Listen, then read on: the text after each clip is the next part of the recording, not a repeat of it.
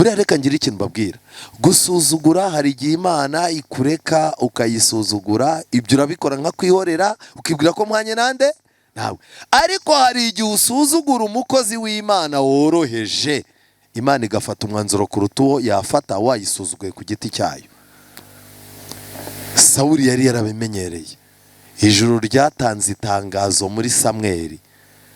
Ubwo bigenje gutya, ukaba wanze kugirwa inama, ukimika umutima wo guhubuka, nk'uko uciye umwenda ijuru naryo riguciye kuki?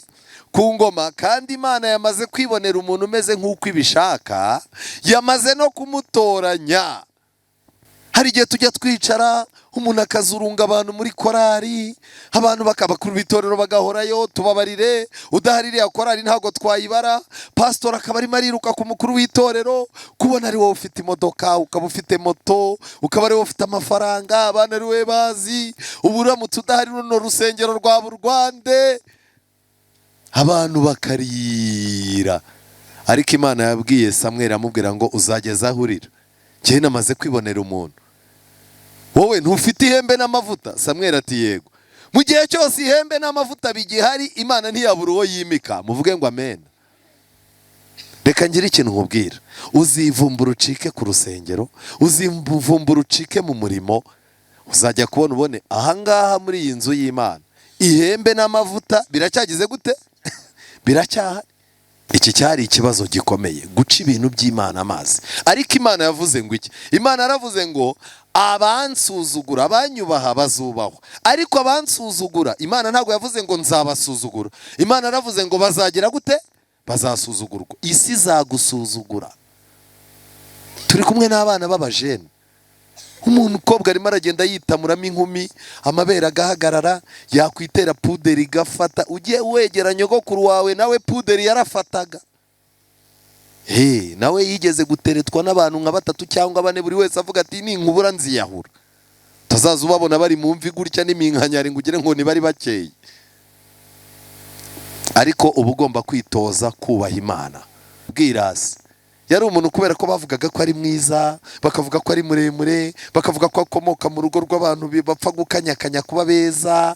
Uranyumva? Noneho rero hakubitiyeho kuba umuntu azanye ihembe ririmo amavuta, ahandi hose babuze umuntu waba umwami baje kwande? Baje iwabo. Ngo yahoranaga ikintu cy'agasuzuguro. Arya mugira bizana namwe basuzugura? Hari ukuntu umukuru w'itorero barimo gutanga nk'amatangazo, ukabona ababyeyi baba mama bakenyeye amazuru bayazamuye bamureba guturuka ku birenge, ukibaza niyo yaba umugabo wawe usuzugura, wagiye ugerageza ukibuka ko ku rusengero ari umukozi w'Imana. Wamusuzuguriye iwawe ko amaze kwiyakira.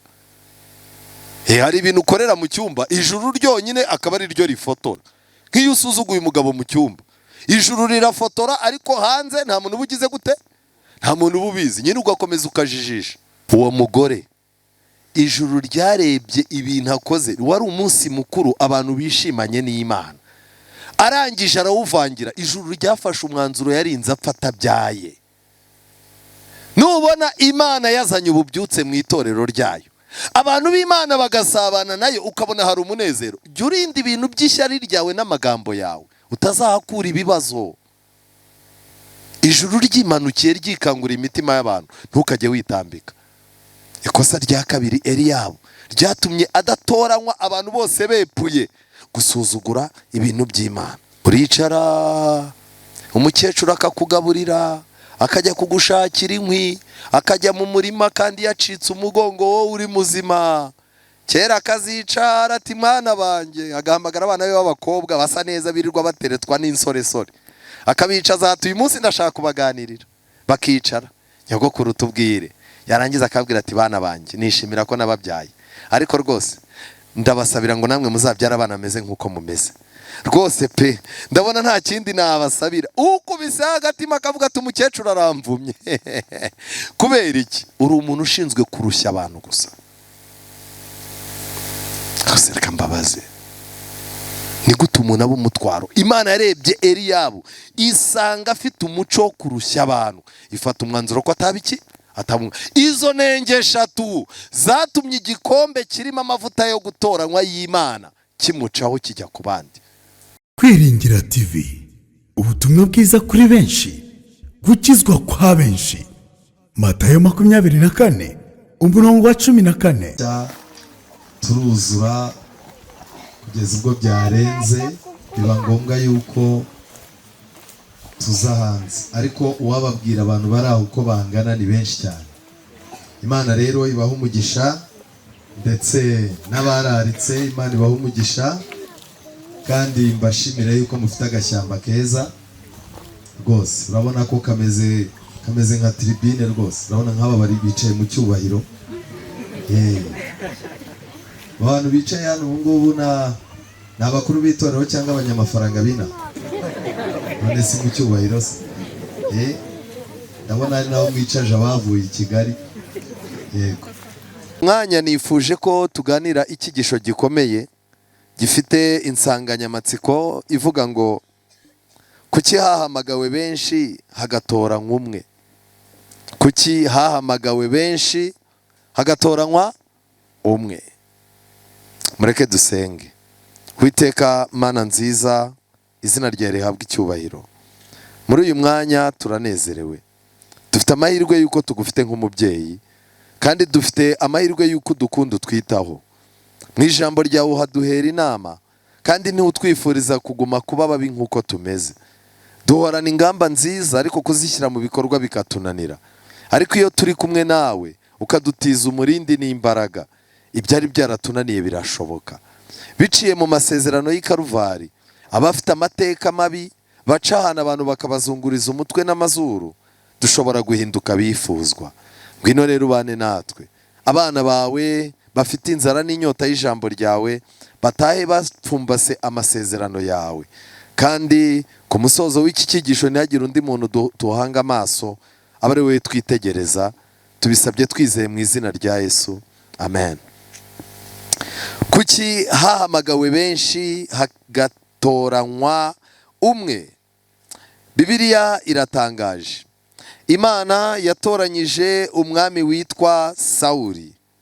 Sawuli amaze gutoranywa aragenda. Sawuli agitoranywa yarumviraga pe, yaranameze neza, yakundaga Imana, yari afite amatwi asize amavuta. Icyo Imana yavugaga yaracyumvaga. Ariko Sawuli ntamaze kuba umwami, ntamaze kurya no guhaga, ntamaze kugira abaturage ategeka ngo nibagende bakagenda, ababwira ngo nibicare bakicara. Sawuli atangira guhura n'ikibazo, arwara uburwayi bw'amatwi. Imana yavuga ikintu ntaba ari cyo agira gute? Ntaba ari cyo yumva. Imana yavuga ikintu ngo nagikore, ntaba ari cyo akora. Kugeza igihe umuhanuzi w'Imana yamubwiye aterega kumvira biruta iki? Ibitambo. Ni nkaho yaramubwiye ngo niyo wakupa ibitambo uha Imana, ariko byibuze ukagerageza kugira gute? Kumva. Sawuli ntago icyo kintu yagikoze. Uko yarushagaho kumenyekana ndetse no kugenda akundwa cyane, byaje kurangira Sawuli aguye mu mutego wo gushaka gushimisha abantu. Igihe kiza kugera rero, Imana ibona gukorana na Sawuli biranze. Samweli uwari waratoranyije, uwari warabwiwe kujya gusiga amavuta Sawuli, yarababaye cyane. Mbibutse neza ko hari igihe cyageze, umunsi umwe Samweli abwira Sawuli ko yakoze ikosa. Sawuli arangije afata ikinyita cya Samweli. Ikinyita ni igice cy'umwenda cyo hasi. Mu gihe Samweli akijya guhindukira, Sawuli aragishika. Agishitse umwenda ubugize gute? Uburacitse. Byari ibintu bisanzwe pe, n'abantu bari bahari babonye ari ibintu bisanzwe. Ariko ijuru ryafashe ko ari ikintu kidasanzwe kigize gute? Kibaye. Buriya reka ngira ikintu babwira. Gusuzugura, hari igihe Imana ikureka ukayisuzugura, ibyo urabikora nka kwihorera, ukibwira ko mwanye nande nawe. Ariko hari igihe usuzugura umukozi w'Imana woroheje, Imana igafata umwanzuro kuruta uwo yafata wayisuzuguye ku giti cyayo. Sawuli yari yarabimenyereye. Ijuru ryatanze itangazo muri Samweli. Ubwo bigenje gutya, ukaba wanze kugirwa inama, ukimika umutima wo guhubuka, nk'uko uciye umwenda, ijuru naryo riguciye kuki? ku ngoma, kandi Imana yamaze kwibonera umuntu umeze nk'uko ibishaka, yamaze no kumutoranya. Sawuli agira ngo ni imikino, ariko ijuru ryari ryamaze kubifata. Reka mbabwire, ubwo umwanzuro mu buturo bwera bwo mu ijuru uzafatirwa buri muntu wese, abari mu isi b'indangare ntibazagira gute? Ntibazabimenya. Abantu bazakomeza kubaho nk'aho nta cyabaye, kandi abo bantu baramaze gucibwa mu bwami bw'Imana. Mbabaze, Sawuli yaraye avuye ku ngoma uwo munsi? Yarakomeje aba umwami, akazaza anagenda rwose ukabona abantu baramukomera amashyi, ariko ijuru rivuga riti nubwo yayakomerwa, ijuru ntirimubara nk'iki? Nk'umwami. Hari igihe ushobora kwemeza abantu mu isi ariko ufite igisuzuguriro mu bwami bw'Imana. Sawuli rero, Samweli kuva uwo munsi akazaza ahora arira.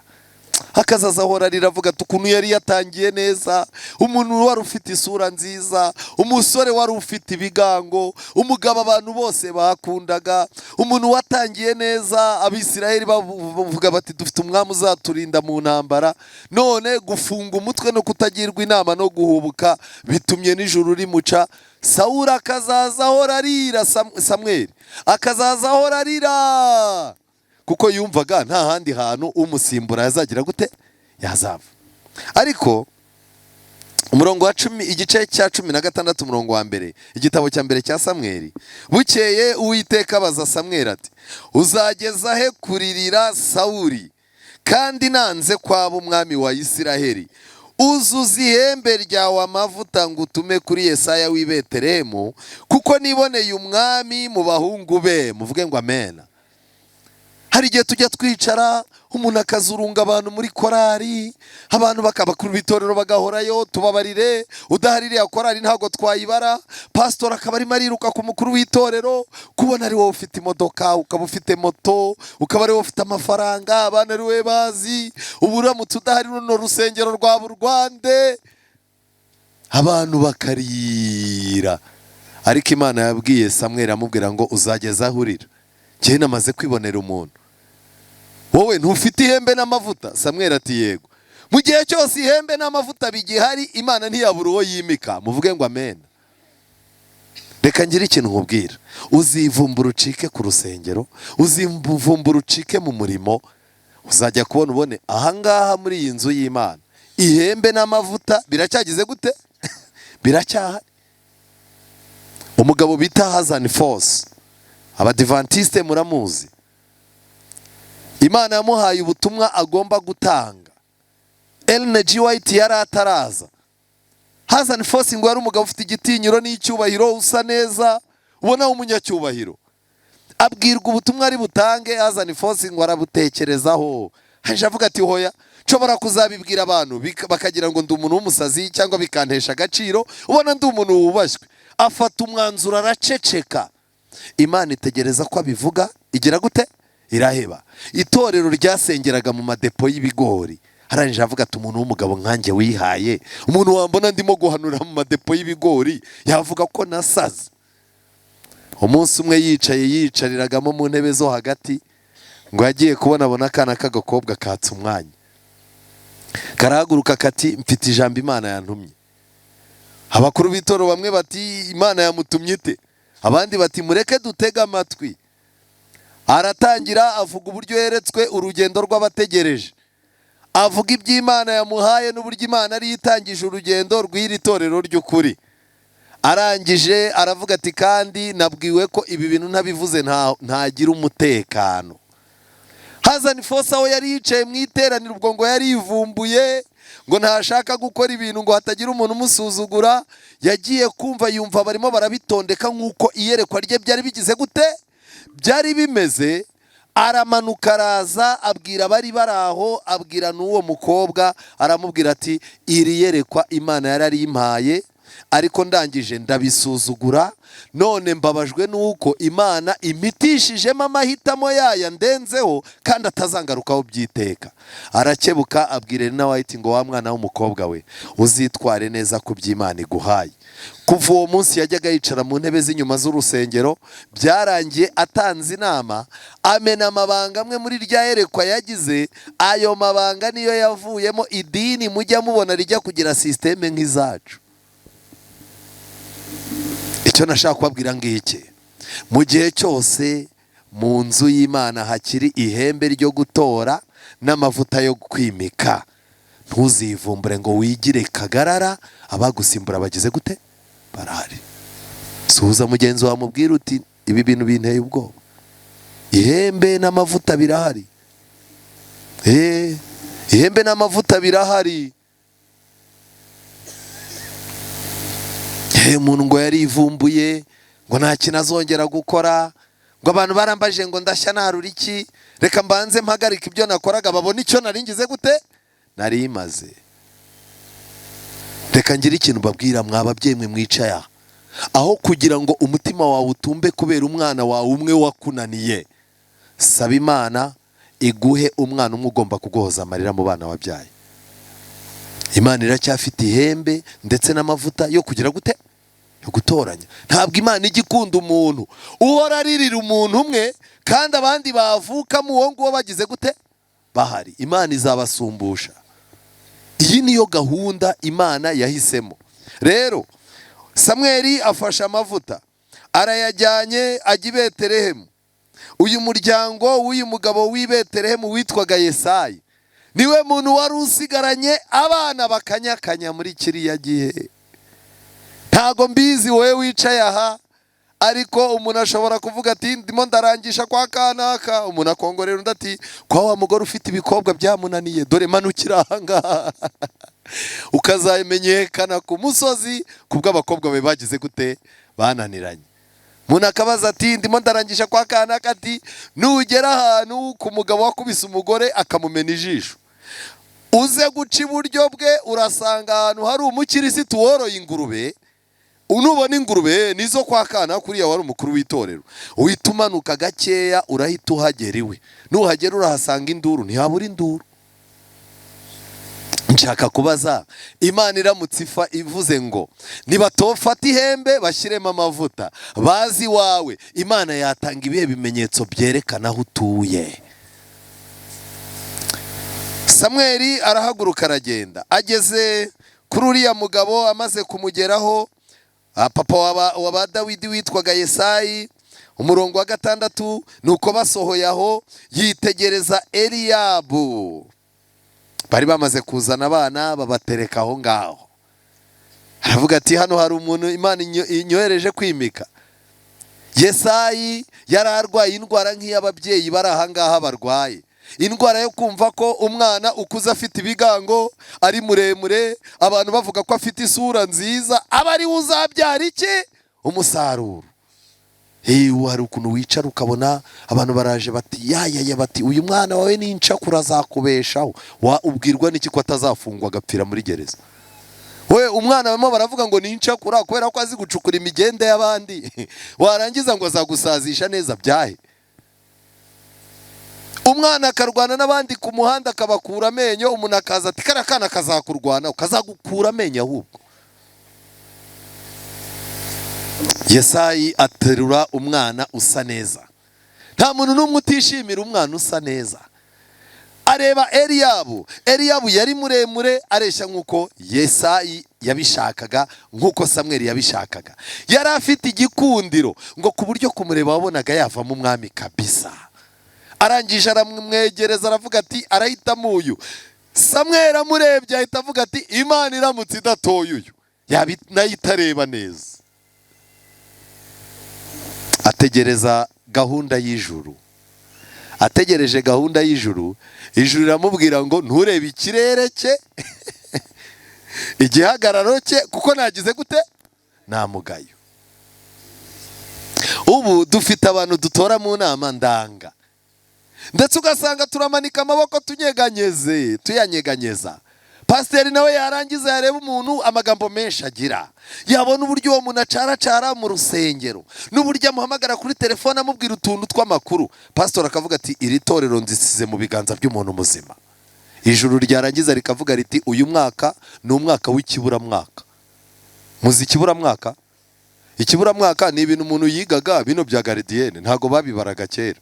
Niyo mpamvu twebwe abangana gutya tutigeze twiga ikibura, kuko umubyeyi aravugaga ati ze ndajyana umwana wanjye muri hire nje mutangiraho amafaranga mu kintu cyitwa kiburamwaka. Hari igihe itorero rimara umwaka riri mu giki kiburamwaka. Haratowe abantu bagomba gukora binginzwe, abizera basaba kubwirwa utugambo turyoshye, pasitoro bisaba yuko azaza ahora abinginga, rimwe na rimwe gusenga byakwanga agakoresha ubucakura kugira ngo ababashe. Ubwo ni ukuvuga ngo ni indyamirizi yabanye n'iki n'indyarya. Imana ikabara ko izongera gukora neza ikahumeka ari uko umwaka ugize gute urangiye. Eliyabu mu gitabo abakurambere n'abahanuzi bagaragaje neza ko yari afite inenge eshatu zatumye Imana itamutoranya. Abavandimwe be bari ku murongo. Eliyabu ni iki yazize? Icya mbere, Bibiliya iravuga ngo ntiyubahaga Uwiteka, yacaga ibintu by'Imana amazi. Imana irareba ibona nabi umwami akamererwa neza, akarya agahaga kijuta, asanganywa akantu gato ko kudakunda Imana no kudaha ibyayo agaciro. Nabi umwami noneho n'abaturage bizarangira iby'Imana batabiha iki agaciro. Ubwo kandi ugiye kugira ngo kudaha ibintu by'Imana agaciro ni icyaha cyoroshye. Uzi kujya gusenga ugasiga umugore aryamye? Uzi guhaguruka n'umugore mukagenda mukajya mu itorero, umwe ari umukuru w'itorero undi ari umudiyakonikazi mukuru, abana banyu mwaza mugasanga barimo barareba ibifilime bisobanuye kandi ari abana b'abayobozi ari ku isabato? Hari ikosa riruta iryo?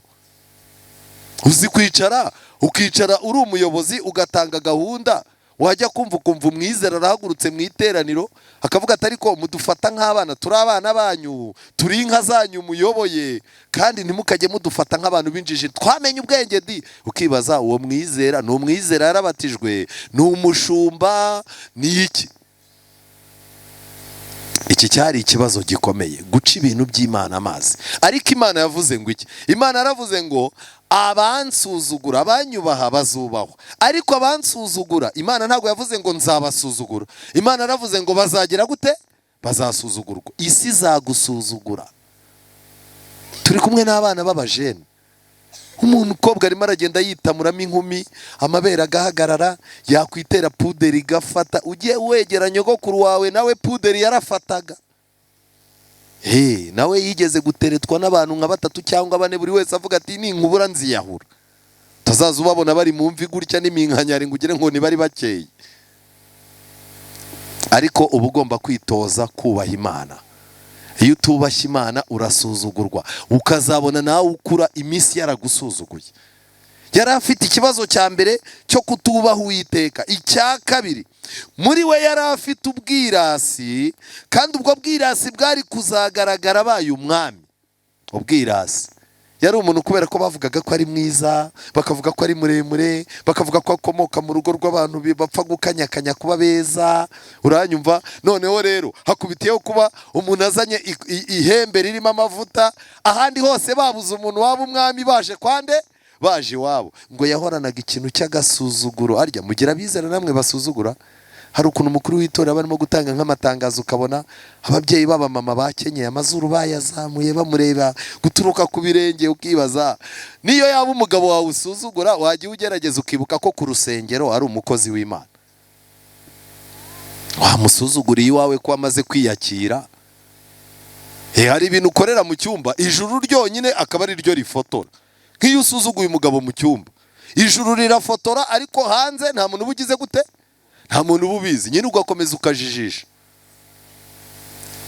Reka ngire ikintu mbabwira, agasuzuguro ni kimwe mu bintu bibi bibaho. Reka mbahe urugero rw'agasuzuguro. Dawidi yashatse umukobwa wa Sawuli. Uwo mukobwa wa Sawuli Dawidi ntiyamukundaga, ahubwo Sawuli yaravuze ati ndashaka gushyingira Dawidi. Atora abantu b'abamotsi. Abamotsi murabumva? Dawidi nta gitekerezo cyo kurongora yari afite. Yajya gushyira ubwenge kugira umuntu akambwira ati ariko ko twumvise umwami ko agukunda akaba yakwemera ko sha uriya mukobwa w'umwami ukureba ijisho warongoye imboga ko zibona abana.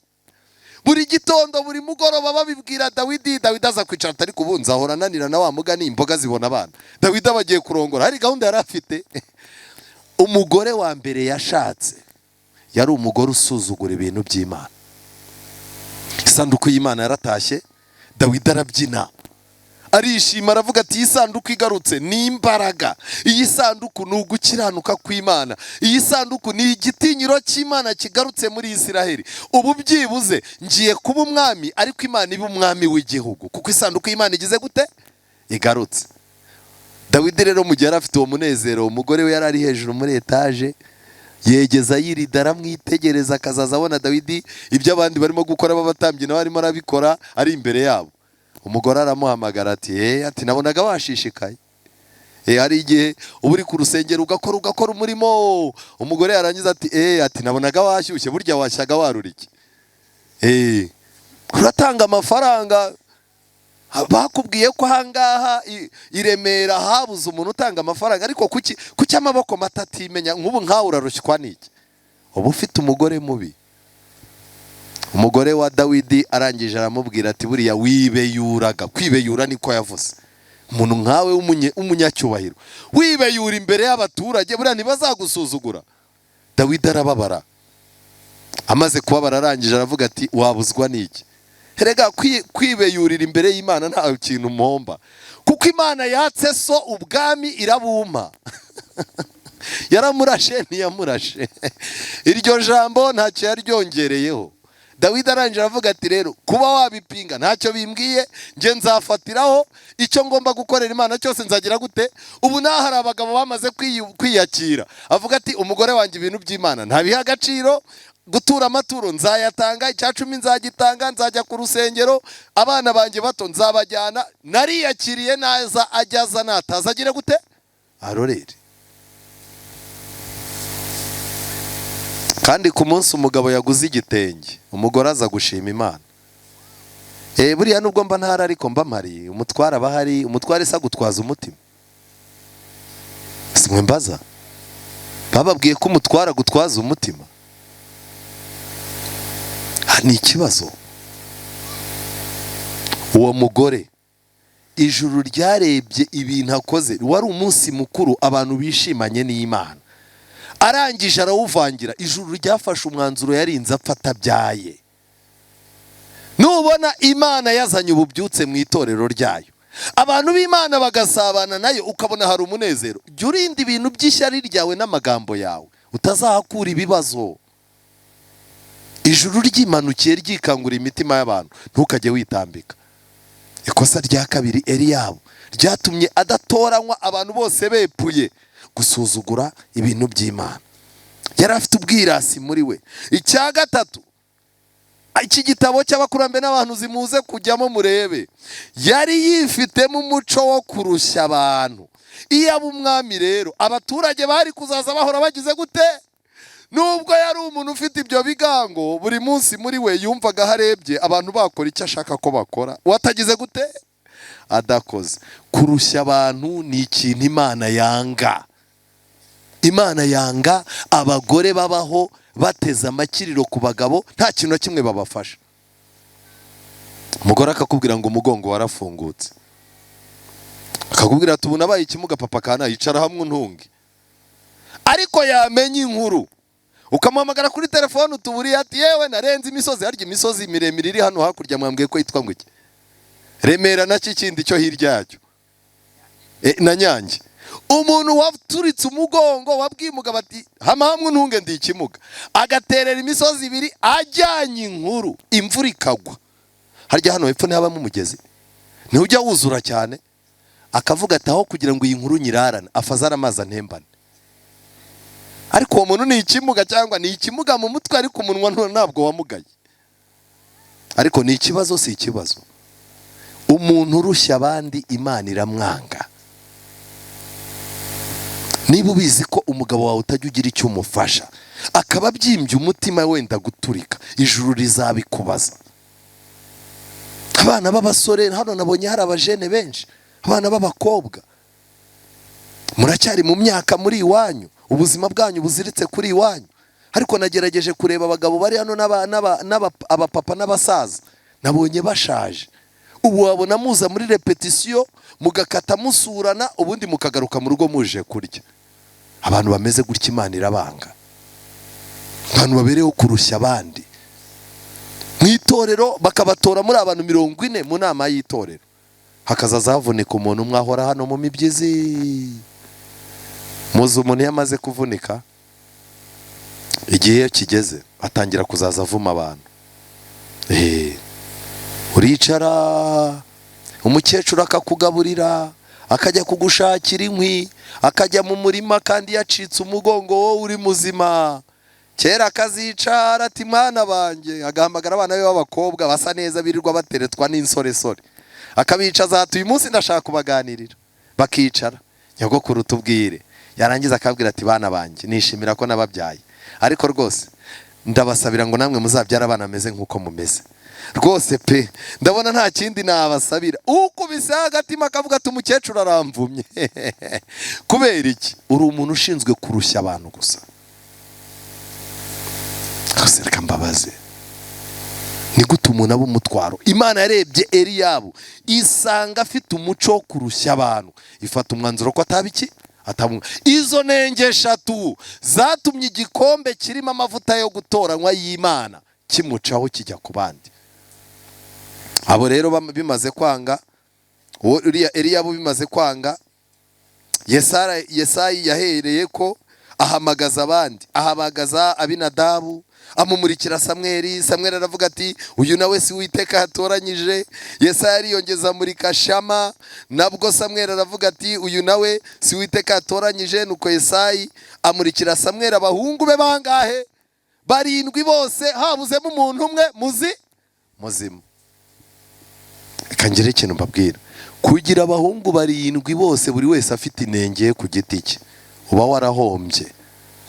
Ariko umuntu murahura muri mu muhanda, yabona ibyana by'ibisore bigukikije bifite ibituza n'amaguru, yarangiza akavuga ati mukecuru, ati umva waricunguye tu. Umukecuru nawe yarangiza mu mutima ati nacanye ubwato n'ingashya. Warije umuntu ahomba, abantu bakazamukomera amashyi bati ni we wungutse. Ariko nagira ngo mbabaze, Yesayi yari afite ikibazo ntiyari agifite? Abasore 7 buri wese afite ingeso ye, ijuru rikavuga riti uwo ngo ntakeneye amavuta, igikombe kimurenge. Hari Dawidi yatoranyijwe ngo kubera ibintu 3. Icya mbere, Dawidi yakundaga ibintu by'Imana, yabihaga agaciro. Icya kabiri, Dawidi yari yarageze ku rwego rwo gukunda intama, kugeza ubwo intama ye iyo ikirura kiyifashe yibagirwaga ko ikirura ari ikirura, nawe ari umushumba, akaza akayifata mu rwasaya agahangana nayo, kagatama akagacomora mu menyo y'intare cyangwa y'ikirura, ikirura akagikubita kikagenda, yarangiza agasigara agakanda kugeza igihe agafasha akacumbagiraga mpaka igihe kazagenda neza. Ngo Yesu yitegereza uwo mutima wande wa Dawidi, asanga Yesu nawe niyo tekinike azakoresha. Mwirinde Satani uzerera nk'intare igira gute, yivuga ishaka ikigize gute. Ariko muremeranye nanjye ko Yesu yadukuye mu menyo ya Satani, nibyo sibyo? Bamwe muri twebwe ntitwavuye mu menyo ya Satani, twamugaye. None si uyu munsi wa none ntituri intama zavunitse Yesu arimo gusindagiza? Hari intama ye n'imwe se yayoberwa? Niyo mpamvu mu byahishuwe Dawidi yagarutsemo, Yesu yaravuze ngo ninjye mfite urufunguzo rwa Dawidi. Bantu b'Imana, Dawidi yaratoranyijwe. Dawidi yahoraga aha agaciro gutoranywa kwe, ariko kuko nta muntu ugera ku rwego atarwanwa na Satani. Umunsi umwe Dawidi yari yibereye ku rugamba, Satani aramubwira ati ariko ubu urugamba utanaruriho n'abandi barwana. Kandi umwami w'Abisirayeli yari yaratoranyirijwe guhagarara imbere y'ingabo z'Uwiteka. Iyo utangiye kwikuraho inshingano, dufite indirimbo ivuga ngo kutita ku nshingano bitesha iki? ni nabyo byabaye kuri Dawidi. Dawidi aratashye agiye mu rugo, ageze mu rugo araryamye, cyokoze bigeze ku manywa Bibiliya iravuga ngo arabyuka agenda hejuru y'inzu.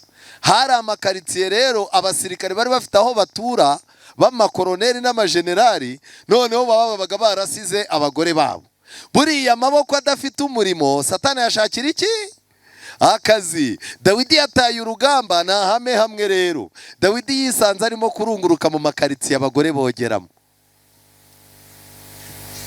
Iyo utaye agaciro wisanga wiruka mu ngutiya z'abagore n'abakobwa, kandi umuntu wagiye muri ibyo bintu Satani aragucecekesha.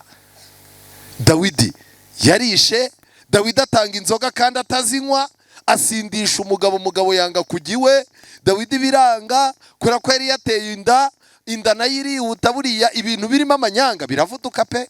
Muzarebe umuntu urimo kwirukansa ubukwe baramuteye inda, abarimo kuvuga ati pasiteri ati mumfashe, umugabo agiye kujya darifuru, pasiteri ati hoya twe dutanga amezi 3. Umutima ukamurya ati ndazaba yagaragaye, yakwireba mu ndorerwamo akabona irimo iravuduka kurusha iz'abafite abagabo.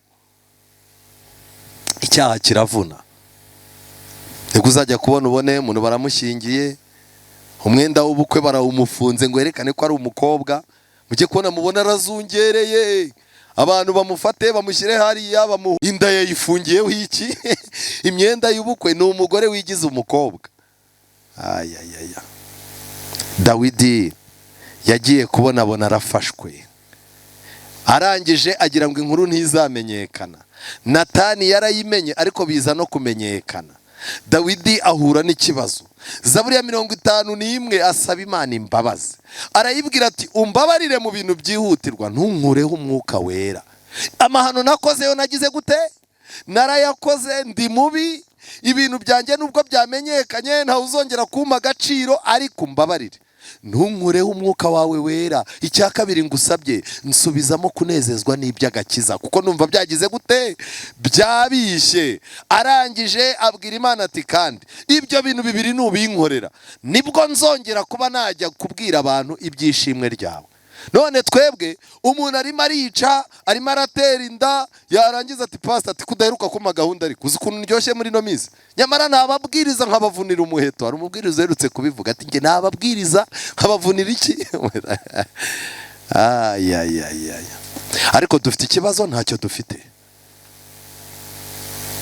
Ndashakaga kubabwira ko n'uwo uwari wagize amahirwe agatoranywa nawe yarijyanye, yijyana ku rubuga rwabuzanyijwe, araswa nande?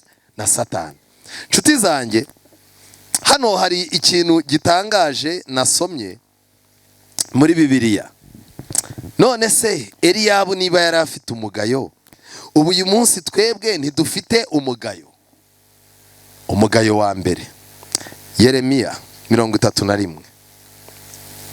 Yeremiya igice cya 31, ndasoma umurongo wa 19.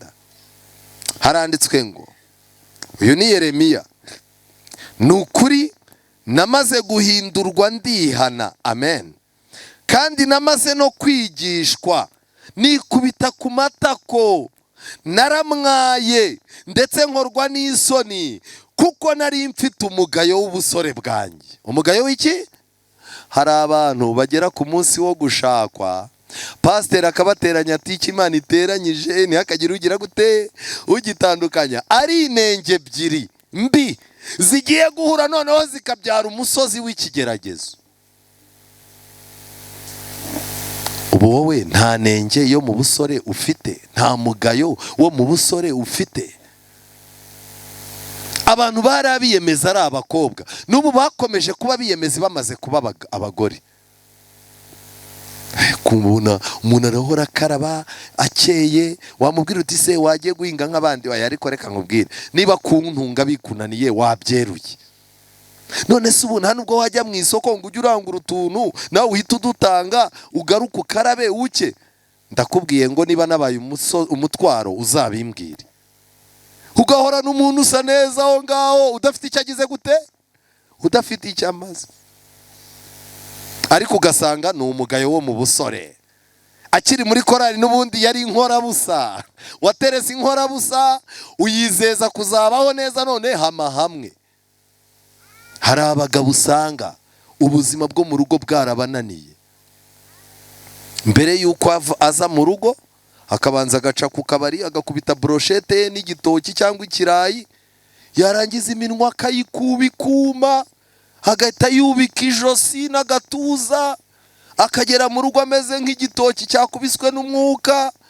Papa kana kameze gute? Mva sinzi ukuntu ntashemeze, hari ikintu cyanguye nabi, none se ntabwo uri bukore mu birayi n'utuboga tw'ibyatsi? Hoya mama kana naba nigora rwose. Mama kana akagamagara umugore baturanye, umugabo atashye yiriwe ejo yaraye ntacyariye, mu gitondo yagiye ntacyo afashe, n'ubu araryamye. Ubusenda bigenza gute? Wakwinginze umugabo wawe akamunyingingira akarya, ubu naramuka apfuye ntibazamumbaza koko? Naho umunyagwa yashashe amafi, yashashe zaki zose, arimo aranga kubyanduza. Kandi ku isabato bazamuha rya somo ryo mu Efeso 6 arisome. Bagabo mukunda abagore, arisoma neza nta nyuguti isobwa. Mwabagabo mwe muri ibisambo, muri n'abagome.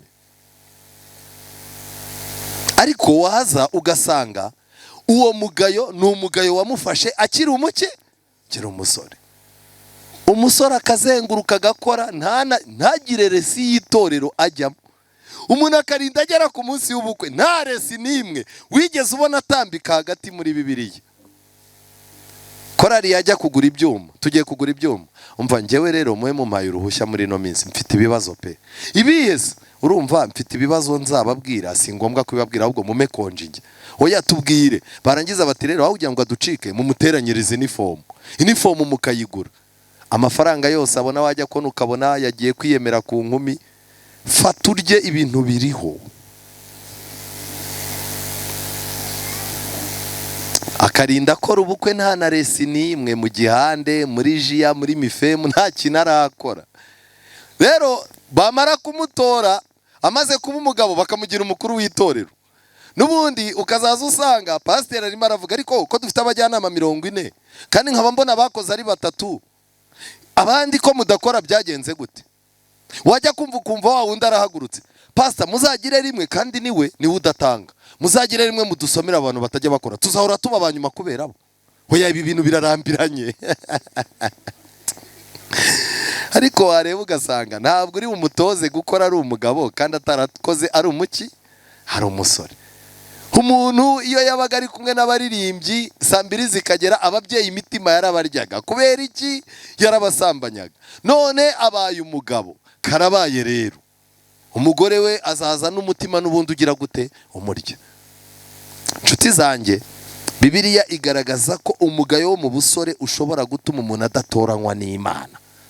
Icya kabiri gikomeye, Abagalatiya igice cya 2. Twijyanire muri Bibiliya twifatira ingero zihuta twihuta. Umurongo wa 11. Uburyarya bwa Petero burema ibice mu itorero. Uburyarya bwande? Harya mbabazi. Ahangaha ubu buryarya buje Petero yasukiye umwuka wera arajyana yawusukiwe. Petero yigeze kwigisha abantu 3,000 barihana, nibyo sibyo? None se ubu buryarya buje gute? Kuba umuntu yarigeze kuba umuntu mwiza akabinyangamugayo ntibivuze ko atashukwa nande na Satani. Mutega amatwi rero mwumva ikibazo. Ariko ubwo Kefa yazaga muri Antiyokiya namugishije impaka duhanganye kuko yari yabonetsweho n'umugayo. Uwo ni Petero wabonetsweho n'iki? N'umugayo. Kuko intumwa za Yakobo zitaragerayo yasangiraga n'abanyamahanga, ariko zigezeyo ariyufura, arangije arabanena kuko yatinyaga bakebwe. Nuko abandi bayuda nabo bose baryaryana nawe, ndetse ibyo bituma nabari nawe ayobywa n'uburyarya bwabo. Ariko mbonye ko batagenda mu nzira igororotse ihura n'ukuri k'ubutumwa bwiza, mbwirira Kefa Petero imbere ya bose nti ubwo uri umuyuda ukifata nk'abanyamahanga ntiwifate nk'abayuda, ni iki gituma uhatira abanyamahanga kwifata nk'abayuda? Petero yabaye indyarya ntiyabaye indyarya? Abantu nabo babaye indyarya nkawe. Noneho Bibiliya iranavuze ngo Barinaba yari umuntu uri mu murimo, winjiye mu murimo bushyashya. abona uburyarya n'ubukoboyi burimo kuberaho, birangira n'ababaye iki? N'ababaye indyarya. Mbabaze, dufite indyarya, usanga abantu barimo kukuvuga, ukabubaguyeho, wabagwaho, umwe agahita atangira ati rero, ati iriya korari iyo bayihindira imbe 3, ati njyewe nabivuze ngo bayihindira imbe 3, ati abantu ba hano rero ntago bajya bumva, ati korari irimba neza nk'iriya, ni gute bayihandira imbe imwe? Pasiteri arangiza akababaciyemo ati ndumva muganira iby'umurimo, mukomere. Pasiteri yabasezera, umwe akabwira undi ati nyibutse aho twari tugeze. Inaha murabafite. Uwo ni umugayo w'uburyarya, kwiyerekana mu mpande zose. Umuntu akaza no ku rusengero akerekana ko ahari, yarangiza akajya no mu matsinda y'abantu batagisenga, nawe akababwira ati rega, ati nubwo mutakiza, ati natwe se hari bari iki ko ari ukuvuza inzogera tugataha. Ugasanga arashaka kumera nk'agacurama, buriya agacurama kabuze mu bisimba kabura no mu nyoni. Ariko se ibyo bintu birakwiriye? Nasomye amagambo avuga ngo abakobwa 5 b'abapfapfa ntago bari indyarya. Ntago bari iki? Ntago bari indyarya. Biravuze ngo rero kuba tugifite uburyarya mu makorari, tukaba dufite uburyarya mu nama y'itorero, dufite uburyarya mu rusengero, ni ikimenyetso cyerekana ko turi munsi y'abakobwa b'abapfu. None uzaba byibuze umukobwa w'umupfuryari bose mwiriwe, urumva ahantu turi ntituraba n'abakobwa b'abapfu. Nuvuga ngo dufite urugendo rwo kubanza tukaba abakobwa b'abapfu, tukabavaho tugahinduka abakobwa b'abanyabwenge. Uburyarya budusigaje inyuma. Umuntu akaza akakwereka ko aje gukiza umurimo, naho ni urimo kugira gute? Kuwangiza. Umuntu akaza kugusura ku kiriyo, warangiza ukavuga uti Imana ishimwe ubwo kana kageze ibintu biri bugende neza. Akazaza akakubwira ati humura, abantu bose bakuri hafi, gushyingura tuzagufasha. Telefone ikabiramuhamagaye, bakamubaza bati bimeze gute? Ndimo ndamubona byamucanze. Byamucanze, uyu mugore yirataga nta n'ikintu ashoboye, umugabo arapfuye ariko nazi isi mubone, naze nawe umupfakazi nkatwe, ariko byamucanze arimo ararira, isanduku ni uguteranya, umugabo apfuye bari barimo amadeni. Mbega ndahangaha ndakomeza mpababere, ahari nk'umunyamakuru we wagize ngo ni umwizera watabaye. Ariko ni ikibazo, si ikibazo. Uyu ni umugayo. Mu gihe ufite uyu mugayo, mbibutse ahantu Bibiliya hose irimo kuvuga umugayo, Imana igiye gutoranya igikombe n'amavuta byayo ntibyakujyaho. Umugayo wa 3, urwandiko rwa mbere rw'Abatesalonike. Aha ndasoma igice cya 5 umurongo wa 23. Igice cya 5 umurongo wa 23, Bibiliya iravuga ngo Imana y'amahoro ibeze rwose, kandi mwebwe ubwanyu n'umwuka wanyu n'ubugingo n'umubiri byose birarindwe bitazabaho iki? Ubwo umwami wacu Yesu Kristo azaba agize gute? Mu magambo make, ugomba kurinda umwuka ukurimo ntuvangirwe, ugomba kurinda umubiri wawe. Ngiki cyatumye abadivantisiti bari barazanye temperance. Temperance kwari ukumenya ibintu byatuma imitekerereze yawe izamuka, umubiri wawe ukaba mutaraga, imyanzuro myiza ukayifata. Ibyo byabaga byemewe. Ibintu bigutera gutekereza nabi, bigutera guhubuka, bizamurira irari ry'ubusambanyi muri wowe, ibyo bintu byose byashyirwaga mu bigize gute? Mu bitaribwa. None ubu uyu munsi abasaza n'abakecuru barimo baranywa akanyanga ngo barimo baracurika inzoka. Wamubaza uti ibi bintu ukora ni ibihe? Ngo Bibiliya iravuga ngo kubw'inda yawe yakunaniye. Ubu namwe zabananiye. Nta muntu uzajya mu ijuru inda yaragize gute? Yaramunaniye. Ubu hano hari abantu bageze ku kabenzi kera batararyaga n'inyama z'inka. Satani arimo arabakoresha urugendo rwo gusubira inyuma. Mwakwibaza ngo ni ukubera icyo umuntu ushaka kuguteza imbere uyu munsi arimo kukoroza ingurube n'imbeba ya kizungu n'urukwavu? Impamvu ni uko ari byo bintu Imana yanze mu gutegeka kwa kabiri. Ariko ubu hano ingurube murazifite, wabona hari n'uzitangamo 10, ariko mva twaragowe pe. Ariko ni ikibazo, si ikibazo. Bantu b'Imana, ukeneye kurinda umubiri wawe ngo utazabaho umugayo ubwo Kristo azaba agarutse. Niyo mpamvu ikintu cyose cyangiza ubuzima, Bibiliya yavuze mu byaha byose icyaha cy'ubusambanyi cyo gikorerwamo imbere cyangiza ubuzima. Niyo mpamvu ubona Satani ashaka ko ubusambanyi buba ikintu gisanzwe mu bantu. Mu minsi iri imbere uzaza ubwiriza ikibwirizwa kibuza abantu gusambana, umuntu umwe ahita azabwira abayobozi b'itorero ati uyu muntu nimuzongere kumuhamagara kubwiriza, nta nubwo abizi. Kubera iki? Kuko abasambanya aho hantu nibo bari kuri kontorore. Hari amatorero twajyaga tujyaho ukigisha abantu ko inzoga ari mbi, umuntu akahita guhamagara ati uyu mubwiriza mwamutoraguye. Noneho ukibaza se nabwirije ibintu bitabaho, naho wakomye ku nzoga kandi nizo bahuriraho iyo bavuye no mu nama. Ariko abameze gutyo ntibazabona ubwami bw'Imana, niko Bibiliya ivuga. Cyokoze mushakisha irindi juru rya pirate muzajyamo, kuko iry'Imana dufite umugayo, iry'Imana ntago tuzarijyamo. Itorero rishobora kutaguha umugayo kuko ritamenye ibyawe, ariko ijuru rikaguha umugayo. Bibiliya ivuga ikintu gikomeye. Murebe muri Tito igice cya mbere. Tito igice cya mbere. Tito igice cya mbere. Ndasoma umurongo wa 6 n'uwa 7. Tito igice cya mbere umurongo wa 6 n'uwa 7. Icyatumye ngusiga ikirete ni ukugira ngo utunganye ibyasigaye bidatunganye, kandi ngushyira abakuru b'itorero mu midugudu yose nk'uko nagutegetse. Ibyo ni ukuvuga abagomba gutoranywa abagabo batari wiki, bafite umugore, bafite abana bagira gute, bizera kandi bataregwa ko ari inkubaganyi cyangwa ibigande. Abantu bagomba gushingwa inshingano zera, bagomba kuba nta mugayo bagize gute bafite. Ariko kubera amarangamutima uremera bagatora umuntu ubizi ko yabyaye umwana hanze, ubizi ko yibye, afite abaturanyi yambuye, ubizi yuko hari ahantu barimo kumunuganuga ko yaciye umugabo wawe inyuma asambana n'umugore, amakuru akaba ashyushye uyazi, ariko kubera fanatisme ni mwene wanyu wo mu muryango ugashyushya inkuru ndetse ugashyuha cyane. Ubu uriho umugayo nawe. Bantu b'Imana, hari ibintu byinshi cyane nababwira. Nimureba mu Bafilipi igice cya 2, Abafilipi igice cya 2 umurongo wa 15.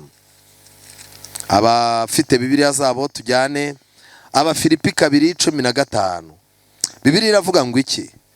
Kugira ngo mutabaho umugayo cyangwa uburyarya, muba abana b'Imana batagira inenge hagati y'ab'igihe kigoramye cy'ubugoryi, abo mubonekeramo nk'abaki, nk'amatabaza mu isi. Igihe kiragoramye kandi ni icy'ubugoryi, mwirinde kugira umugayo. Abakobwa bacu mukundane mu buryo butagira umugayo, abahungu bacu mukundane mu buryo butagira umugayo, ababyeyi bacu mugire amatsinda y'abagore mugendamo, ariko mwibuke ko mwebwe muri ishyanga ryera, abantu Imana yagize gute, yaronse.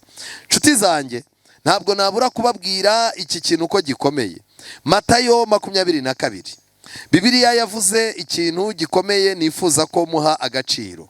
Matayo igice cya 22 umurongo wa 14 havugwa umugani w'ubukwe bw'umwana w'umwami.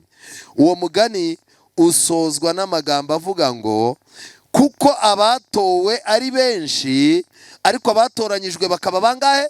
Kaba bake. Ubu rero turi benshi, ariko ibigeragezo, amakuba, akarengane, inyigisho z'ibinyoma, hagiye kubaho ibintu byinshi bigiye gushungura ku buryo hazasigara bake. Muri abo bake bazasigara urimo.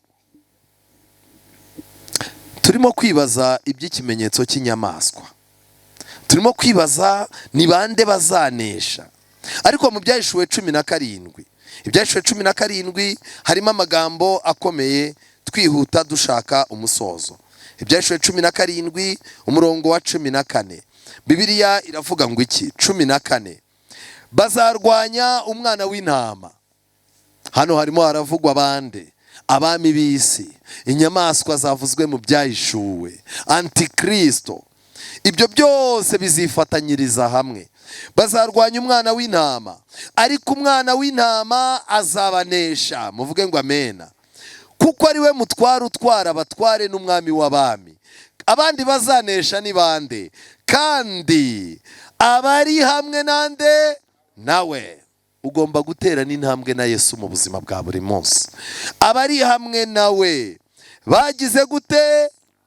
Bahamagawe. Ntago bahamagawe gusa ngo babyinire ibyo ngibyo ko bahamagawe. Kuba uri umudivanisiti nta turufu, ntabwo ari turufu idasanzwe. Wahamagaranywe n'abandi benshi, ahubwo igifite icyo kimaze ni ukuba waratoranyijwe.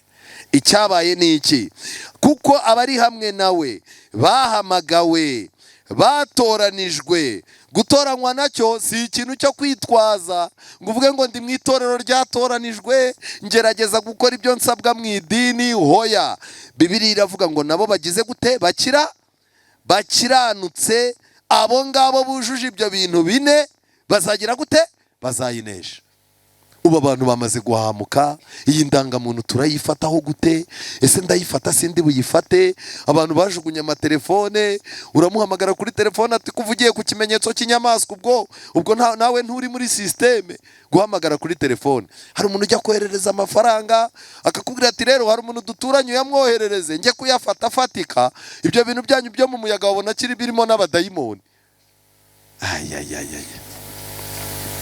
Ibanga ryo kunesha inyamaswa n'igishushanyo cyayo. Bibiliya iyo ibishaka yari kuvuga ngo ntuzakorane n'ikoranabuhanga. Bibiliya ibishaka yari kuvuga ngo ntimuzakire amafaranga yo mu kirere. Ariko Bibiliya yatanze inama zifatika. Kuba hamwe na Yesu, ukaba warahamagawe, ukaba waratoranijwe. Ikindi kandi uri umukiranutsi.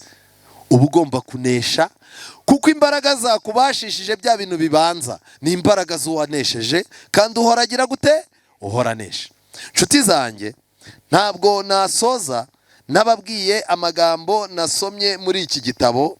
Igitabo cyitwa Ibibaho mu minsi y'imperuka. Bamwe bafite ibyaduka byo mu minsi y'imperuka. Ni icyigisho kivuga ngo gusa na Kristo mu mico. Bari barimo gusobanura ikimenyetso cy'inyamaswa n'ikimenyetso cy'Imana. Barangije titire bayita gusa na Kristo mu mico.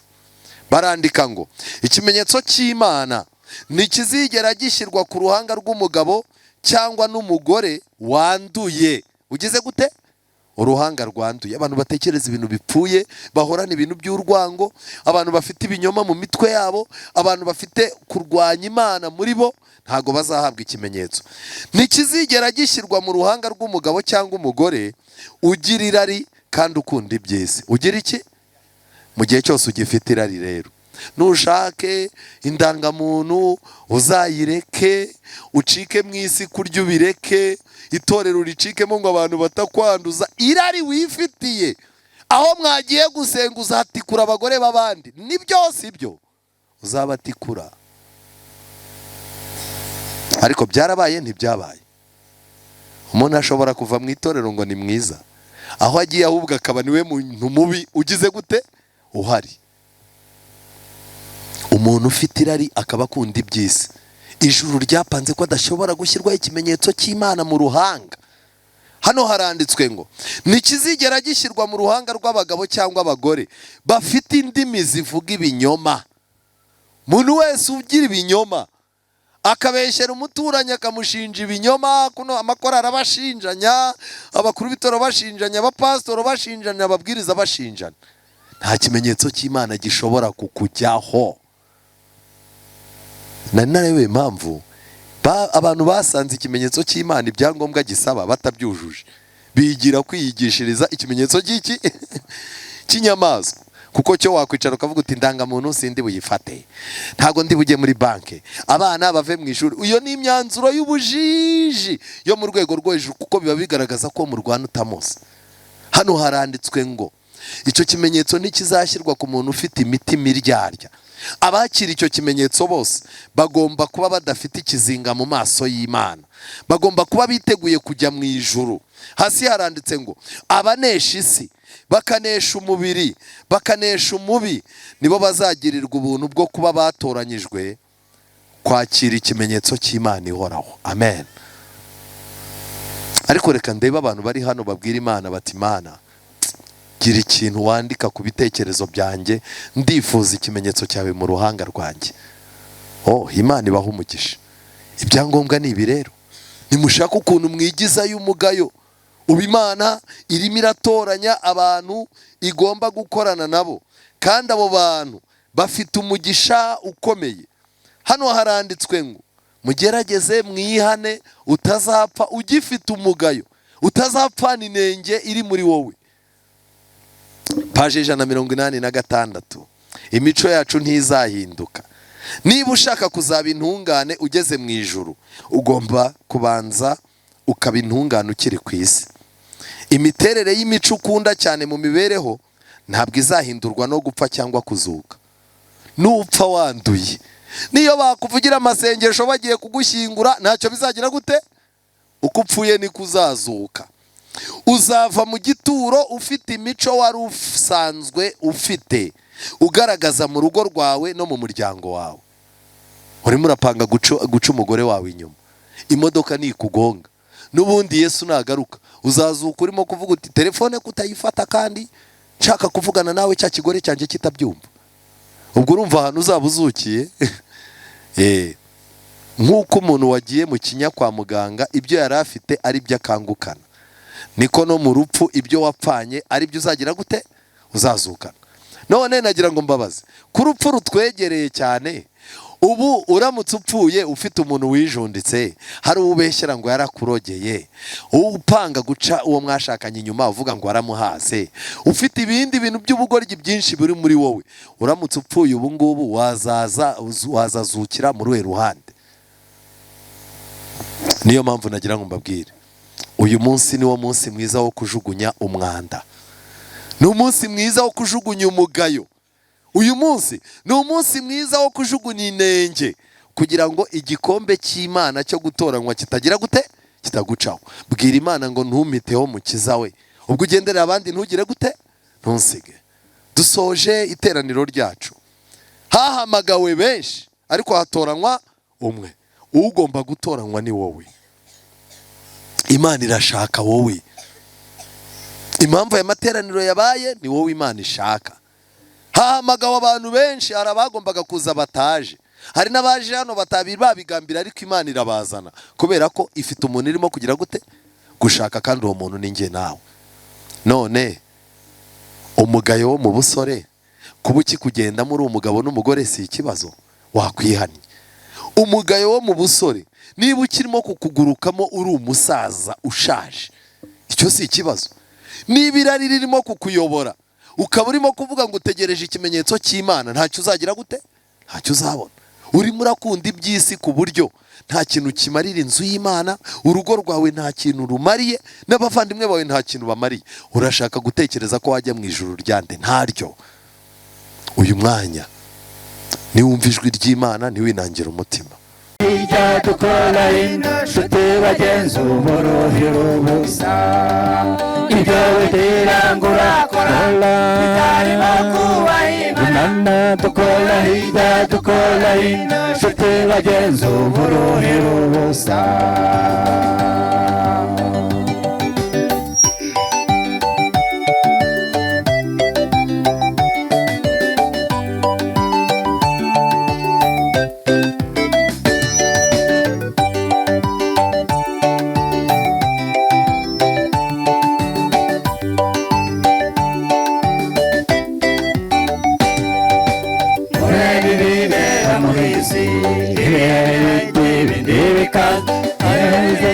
Bikomeye ndetse bikanadutera ubwoba, ariko duhumuriza niwe Yesu watubambiwe. Ibyo bitirangura kora bitarimo kubaha Imana. Dukora hirya dukora hino, nshuti bagenzi uborohera ubusa. Ibyo bitirangura kora bitarimo kubaha Imana. Dukora hirya dukora hino, nshuti bagenzi uborohera ubusa.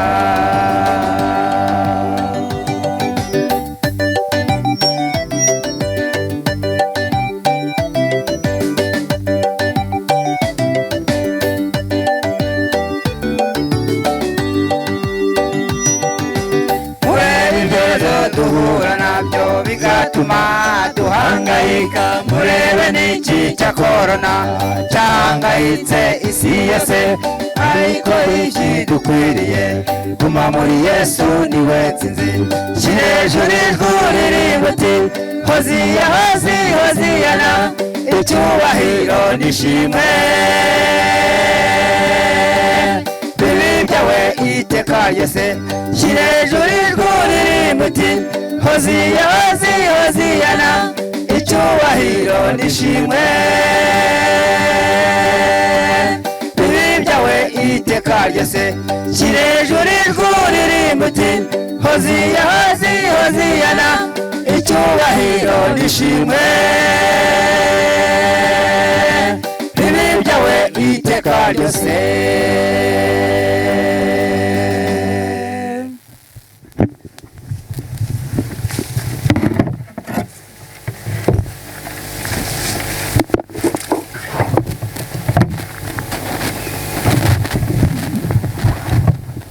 bataragenda baza bakadushyiriraho indi kugira ngo nibura aka kazuba natwe tubanze tugakurure, n'abantu bamaze akanya bicaye baruhuke. Ubwo nta yindi korari yagira hara, n'ababyeyi mwe korari yanyu ntayahe wapi? Ubwo nyine reka twumve iyi ngiyi turahita dutangira.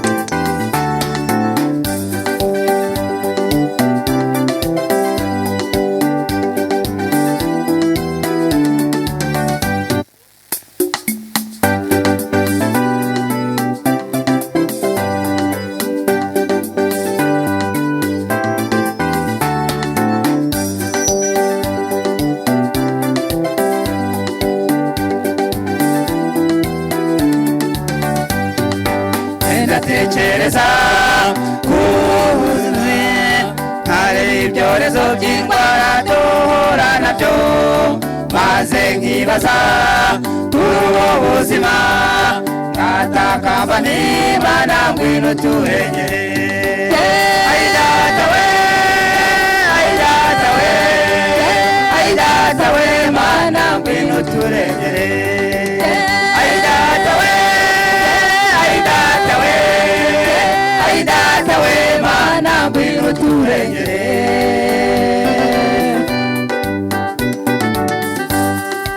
Iyi si turimo n'iyibibazo, ukabona umuntu agenda ariko atariho, mu kanya gato akikubita hasi kubera ibibazo biba byamurenze. Ay data we, ay data we, ay data we, Mana ngwino turengere. Ay data we, ay data we, ay data we, Mana ngwino turengere.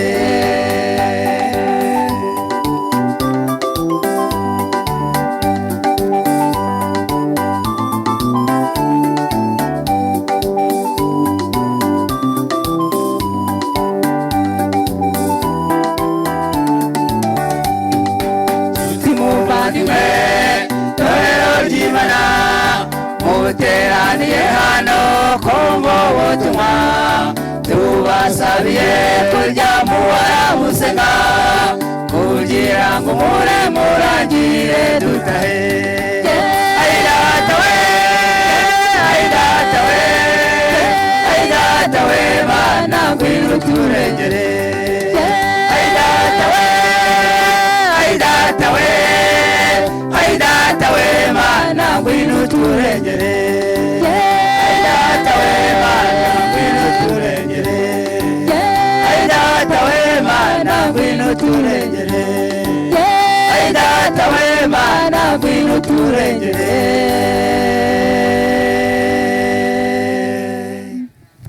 Kwiringira TV, ubutumwa bwiza kuri benshi, gukizwa kwa benshi. Matayo 24:14.